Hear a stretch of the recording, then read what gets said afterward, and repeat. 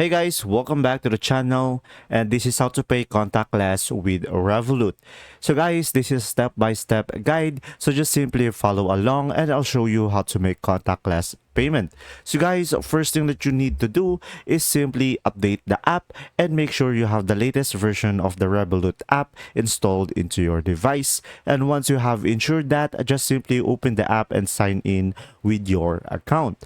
And now guys, the next step is just simply locate the card you want to use for contactless payment and just simply tap on the card, and from there access the menu and go to settings, and from there under card security find and enable contactless payments. And once you have turned that on guys, another thing that you need to make sure is to enable the NFC on your phone.